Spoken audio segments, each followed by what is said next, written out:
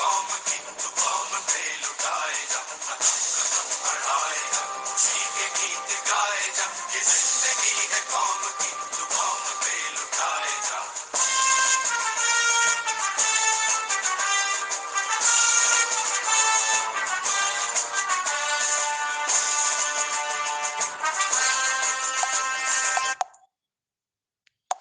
अस्सलाम वालेकुम वरहमतुल्लाहि वबरकातुहू to all dear group members of pure discussion group. आज हम इस्तकबाल करते हैं मोहतरम हरजिंदर सिंह साहब का, और हम ये जानना चाहते हैं कि फोर्थ गुरु ऑफ सिखिज्म या फोर्थ गुरु ऑफ सिख्स कौन थे, क्या उनका नाम था, क्या उनकी खुसूसियात थी, और क्या उनके मेन और खुसूसी मिशन रहे हैं। तो प्लीज हरजिंदर सिंह साहब वेलकम, और आप बताएं फोर्थ गुरु के रिगार्डिंग। शुक्रिया, जज़ाकल्लाह। जी वालेकुम सलाम, सत श्री अकाल मिस्टर अग्रवाल साहब और ग्रुप मेंबर्स साਰਿਆਂ ਨੂੰ अस्सलाम वालेकुम, सत श्री अकाल। में नाम होते हैं उस वक्त हरिदास, हरिदास जी कहते थे उनको, और माता का नाम था दया, दया कौर। तो ये सोडी खत्री परिवार था, जैसे कि कौर जी। ग्रुप मेंबर्स, जैसे पहले 3 गुरुओं के बारे में हम बता चुके हैं। जैसे कि आप सब जानते हैं कि 10 गुरु साहबान हैं इंसान के रूप में, 10 गुरु साहबान हैं सिखिज्म में, और 11वें गुरु जो हैं गुरु ग्रंथ साहब, यानी कि जिसको मजहबी किताब कहते हैं, दूसरे मजहबों में हम कहते हैं गुरु ग्रंथ साहब। ग्रंथ यानी कि किताब, ग्रंथ का मतलब भी किताब ही होता है। तो 11वें गुरु हैं। तो आज मैं बताऊंगा जो चौथे गुरु हैं, श्री गुरु रामदास जी। श्री गुरु रामदास जी हैं चौथे गुरु सिखों के। इनका जन्म 25 सितंबर 1534 ईस्वी को हुआ था, ठीक है ना। पिता का नाम इनका था हरिदास, यानी कि जैसे सनातन मजहब में नाम होते हैं उस वक्त हरिदास, हरिदास जी कहते थे उनको, और माता का नाम था दया, दया कौर। तो ये सोडी खत्री परिवार था, जैसे कि होते हैं खत्रियों में आगे गोत्र होते हैं, जैसे सोडी, बेदी वगैरह। जैसे गुरु नानक देव जी बेदी थे, ये सोडी खत्री थे। और 25 सितंबर 1534 को इनका जन्म हुआ है, 25 सितंबर को। तो चूना मंडी लाहौर, जो आजकल पाकिस्तान में है, वहां पर इनका जन्म हुआ है। और ये चौथे गुरु हैं, गुरु रामदास जी इनका नाम है। ये इनका जन्म चूना मंडी लाहौर में, जैसे मैंने बताया, हुआ। और इनका जो नाम है, नाम तो इनका रामदास रखा गया घर में, जैसे कि रखा जाता है सनातन मजहब में, ऐसे रखा जाते नाम रामदास। तो इनके जो वालिद साहब थे वो लाहौर चूना मंडी में दुकान का कारोबार करते थे, यानी करियाने की दुकान थी इनकी, हट्टी जिसको बोलते थे उस वक्त, हट्टी। जो बहुत छोटी उम्र में ही इनके पिताजी का भी देहांत हो गया और माताजी का भी। तो जो इनके नानके थे, यानी कि इनके वालिद साहब के जो ससुराल था, तो जब वो पिता का भी देहांत हो गया, इनकी उम्र तकरीबन मेरे ख्याल 8 साल थी उस वक्त, माता का भी देहांत हो गया, तो इनको इनकी नानी जो है वो अपने पास ले आई, जो कि अमृतसर के पास ही गांव था बासर के, जो तीसरे गुरु का गांव था। तीसरे गुरु बासर के गांव के थे, इनके नानके थे बासर के गांव में। तो इनकी नानी इनको बासर के गांव ले आई, और वहां पर इन्होंने छोटी उम्र में, जो क्योंकि गरीब थे, नानका परिवार भी इनका गरीब ही था, तो इन्होंने जो चने उबाल कर उनको बेचने का काम वहां पर शुरू किया छोटी उम्र में। तो जैसे मैंने पहले बताया था कि जब तीसरे गुरु थे, ठीक है ना, वो अपने गांव आया करते थे, जैसे कि बासर के गांव था उनका, तो वो अपने गांव आया करते थे वहां पर, क्योंकि थोड़ी थोड़ी देर बाद जो गुरु अमरदास जी है तीसरे गुरु, वो गांव आया करते थे। तो उन्होंने पता चला कि इनका जो माँ बाप की डेथ हो चुकी है, तो ये सबसे बड़े बेटे थे यानी कि अपने, ठीक है ना। तो बड़े बेटे होने के कारण इनका नाम जेठा पुत्र कह देते थे उस वक्त, पंजाबी में जेठा पुत्र यानी कि सबसे पहला पुत्र। तो इनका नाम भाई जेठा जी भी, जो चौथे गुरु है, इनका नाम बचपन का नाम भाई जेठा जी भी मशहूर हो गया था, इनको जेठा ही कहते थे ज्यादातर। तो इनको जब देखा तीसरे गुरुजी ने कि ये बहुत मेहनती लड़का है, तो इनके ये वो गुरु साहब अपने पास ले गए, ठीक है ना। तो अपने पास ले गए, तो उधर जाकर भी इन्होंने सेवा करनी, गुरु घर की सेवा करनी शुरू की। और उसके बाद सुबह सेवा करते, शाम को सेवा करते, और दोपहर को वो अपना कारोबार करते। रात को चने भिगो देते, तो सुबह उबाल कर उसको बेचते और अपना जो मतलब जीवन निर्वाह करने के लिए काम धंधा करते थे। जैसे कि मैंने आपको पहले बताया कि गुरु जो तीसरे गुरु थे वो गोविंदवाल नाम का शहर, जो कि अमृतसर के पास ही है, गोविंदवाल शहर, नया शहर उसारी करवा रहे थे वहां पर। और वो वहां पर बहुत काम चल रहा था नया शहर बसाने के लिए। तो वहां पर इनका जो काम धंधा था वो अच्छा चल रहा था, यानी चने बेचने का भी, क्योंकि वहां पर लेबर भी आती थी, मिस्त्री भी आते थे, तो इनका काम भी वहां पर अच्छा चल रहा था। वे सुबह सुबह स्नान करके गुरु की हाजिरी भरते थे, लंगर की सेवा करते थे, ठीक है ना। तो ऐसा करते करते ये जवानी में प्रवेश कर गए, यानी कि 17-18 साल की उम्र के हो गए। तो जो गुरु अमरदास जी थे ना, उनकी एक बेटी थी बीबी भानी जी, तीसरे गुरु की। तो उनकी घर में शादी की बात चलने लगी। तो तीसरे गुरु अमरदास जी ने, जब शादी की बात चल रही थी, तो गुरु अमरदास जी ने अपनी पत्नी से कहा कि एक लड़का है तो वो यतीम, लेकिन कामकाज अच्छा करता है, ईमानदार है। तो तीसरे गुरुजी ने अपनी बेटी की शादी, बीबी भानी जी की शादी इनके साथ कर दी।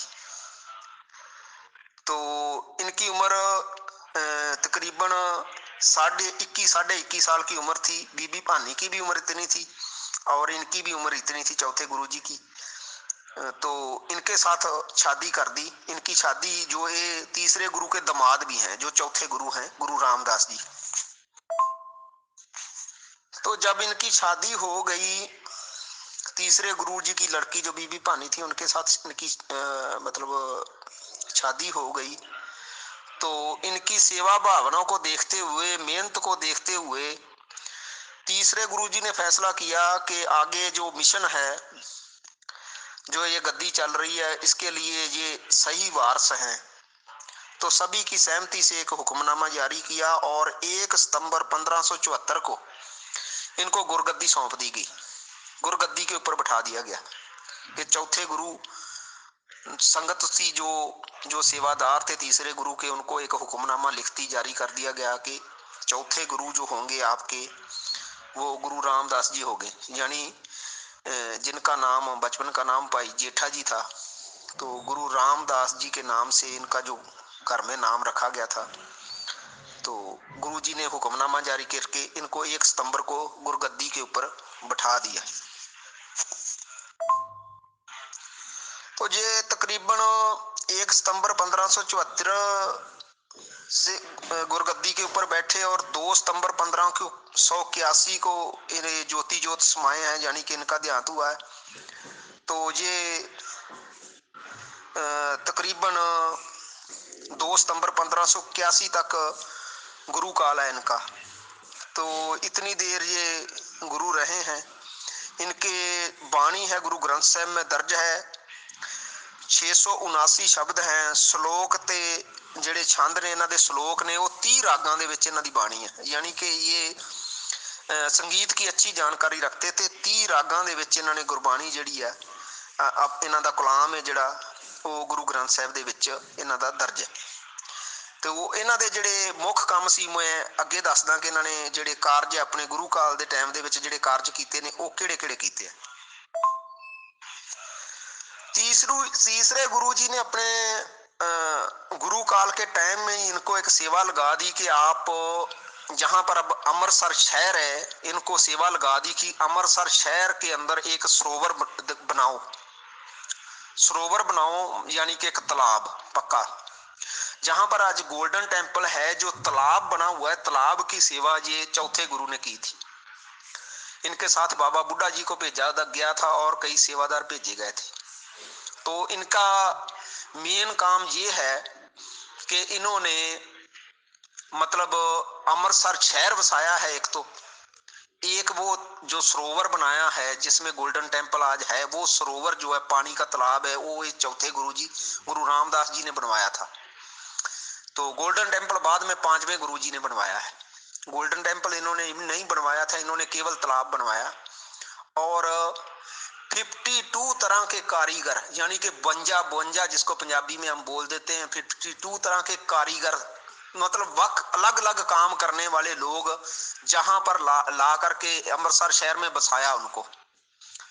और क्योंकि जहां पर व्यापार चले और शहर बस जाए पूरा, क्योंकि इसको व्यापार का केंद्र बनाना चाहते थे, तो अलग अलग गांवों से अलग अलग शहरों से कारीगर व्यापारी दुकानों वाले यहाँ पर ला के बसाए गए। और इस शहर का नाम सबसे पहले चक रामदास ही था, क्योंकि गुरु रामदास का नाम से ये शहर बसा, चक रामदास। बाद में यहाँ सरोवर बना वो तालाब बना जो, तो उसको अमृत सरोवर कहते थे। अमृतसर सरोवर के नाम से बाद में शहर का नाम अमृतसर मशहूर हो गया। तो ये इन्होंने मेन काम किया कि चौथे गुरु जी ने अमृतसर शहर जो वसाया, जो आज अमृतसर शहर है, पंजाब का एक डिस्ट्रिक्ट है, वो शहर गुरु रामदास जी ने ना चौथे गुरु जी ने बसाया था। हरजिंदर सिंह भाई बहुत शुक्रिया, आप 4th गुरु जी के रिगार्डिंग बता रहे हैं। और किस्मत की बात होती है, ईश्वर जो चाहते हैं होता वही है कि शुरू में उनके माँ बाप से उन्हें वंचित होना पड़ा, और जाहिर सी बात है कि एक जोहरी कह लीजिए या 3rd गुरु की उन पे नजर पड़ गई और उन्होंने उस बच्चे को बचपन में संभाला। और जब जवान हुए तो ईश्वर का फैसला था और संजोग लिखे हुए थे कि 3rd गुरु की बच्ची से ही उनकी शादी हो गई और वो 4th गुरु नामजद कर दिए गए। अब तक की बातों में आपने सबसे बड़ा काम उनका जो अब तक आपने बताया है वो ये है कि जो गोल्डन टेम्पल में सरोवर है वो उनकी बनाई हुई है या उनकी गाइडेंस में बनाई। तो आप प्लीज थोड़ा सा उनके बारे में और क्या उनकी उपलब्धि है या कोई विशेष काम उन्होंने किए हो वो 2-4 और बता दीजिए। और बहुत शुक्रिया आपका जी। और काम इनके ये हैं कि गुरु रामदास जी ने जो गुरमुखी लिपि है इसमें सुधार किया। ये तकरीबन मेरे ख्याल तीसरे गुरु जी ने भी इसमें सुधार किया है और चौथे गुरु जी ने भी इसमें सुधार किया है।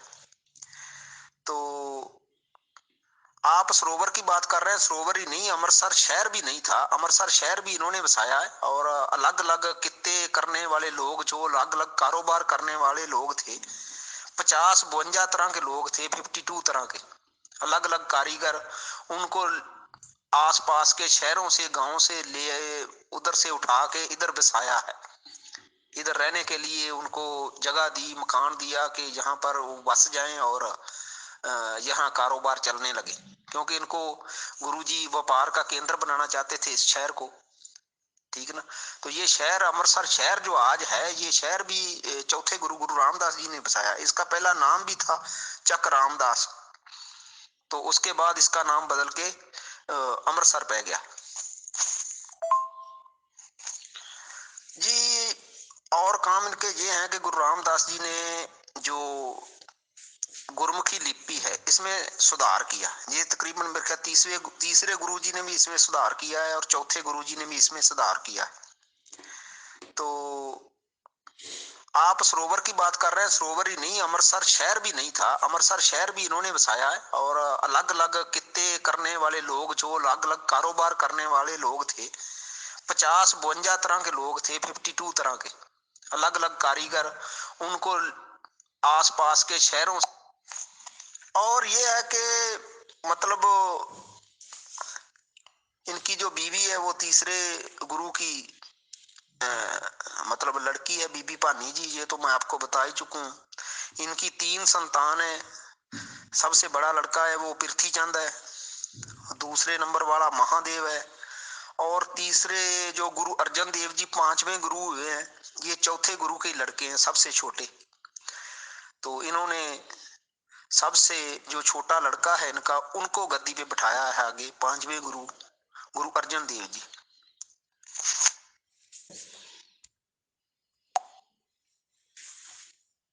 अपने पागा दा जाना, अपने पागा दा नियत क्यों माड़ी करनी जद खाना अपने पागा दा।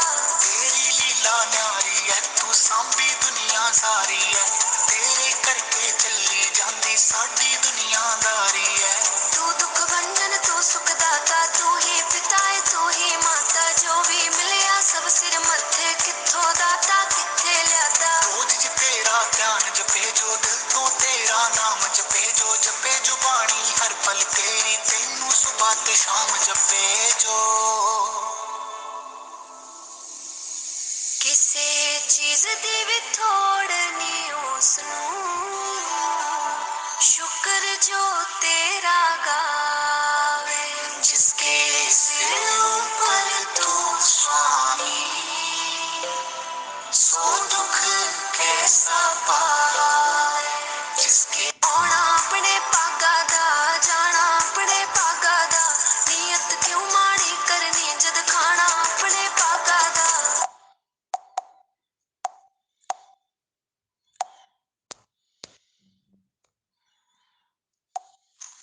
सिक्खी के प्रचार के लिए इनका एक काम और था कि इन्होंने मसंद नियुक्त किए थे। मसंद यानी कि सिक्खी के प्रचार करने के लिए, सिक्खी का आगे प्रचार और प्रसार करने के लिए जो आदमी नियुक्त किए गए उनको मसंद कहते थे। यानी कि तबलीग करने के लिए आगे उनको मसंद कहते थे। ये काम इनका था कि वो मसंद नियुक्त किए इन्होंने, यानी कि उनको जिम्मेवारी दी कि आप दूसरे शहरों में जाएं और ये जो मिशन है, सिक्खी का मिशन है, इसको दूसरे शहरों में लोगों को बताएं और इसका प्रचार करें। जी हरजिंदर सिंह साहब, काफी मालूमात हो गई है 4th गुरु जी के रिगार्डिंग। अभी कोई और खास बात आप बताना हो तो बता दीजिए, नहीं तो आप कंक्लूड करिए, जैसे भी आप चाहें। शुक्रिया। अस्सलाम वालेकुम व रहमतुल्लाहि व बरकातुहू to all dear group members of pure discussion group. आज मोहतरम हरजिंदर सिंह साहब तशरीफ लाए और उन्होंने 4th गुरु जी के बारे में जानकारी दी। तो जाहिर सी बात है कि उनके ज्यादा अच्छे नुमाया कामों में एक तो ये काम रहा कि जो गोल्डन टेम्पल अमृतसर का है, उसमें सरोवर का काम मेनली उन्हीं का किया हुआ है।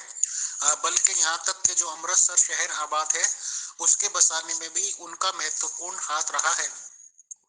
और तरह तरह के कारीगर, तरह तरह के लोग, लगभग 52 किस्म के 52 टाइप्स के उन्होंने वहां से लाके बसाने की कोशिश की। और इस तरह से मतलब ये होता है कि आज का जो अमृतसर शहर है वो 4th गुरु का ही बसाया हुआ माना जा सकता है। जबकि ये भी जानकारी मिली कि जो 5th गुरु हुए हैं उन्होंने गोल्डन टेम्पल बनवाने में या बनाने में काफी बड़ा योगदान दिया है।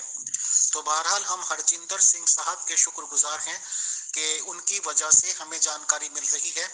और आज 4th गुरु ऑफ 6 डिस्कस हो चुके हैं। इंशाल्लाह नेक्स्ट अवेलेबल टाइम में 5th गुरु के बारे में हरजिंदर सिंह साहब जानकारी देंगे। हम उनका बहुत शुक्रिया और जज़ाकल्लाह पेश करते हैं। शुक्रिया।